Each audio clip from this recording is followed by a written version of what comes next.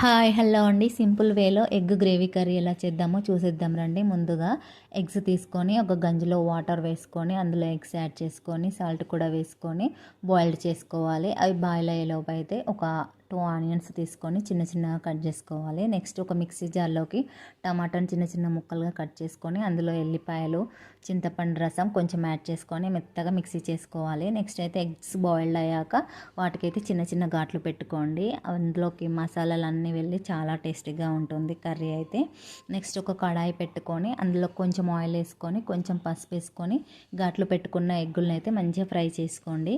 మళ్ళీ కొంచెం oil add చేసుకొని కొన్ని బిర్యానీ ఫ్లేవర్స్ వేసుకొని నెక్స్ట్ ఆనియన్స్ కూడా వేసుకొని కొంచెం పసుపు వేసుకొని మనం పేస్ట్ రెడీ చేసుకున్నాం కదా టమాటోది, అది కూడా వేసుకొని మంచిగా కుక్ చేసుకోండి. కాసేపు అయ్యాక కొంచెం అల్లం వేసుకోండి.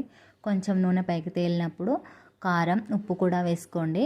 మంచిగా ఇవన్నీ మంచిగా మళ్ళీ ఆయిల్ పైకి తేలే వరకు కుక్ చేసుకొని అందులో అయితే కొంచెం వాటర్ యాడ్ చేసుకోండి. నెక్స్ట్ గరం మసాలా, ధనియా పౌడర్ వేసుకొని ఎగ్స్ యాడ్ చేసుకొని లాస్ట్గా కొత్తిమీర వేసుకోండి.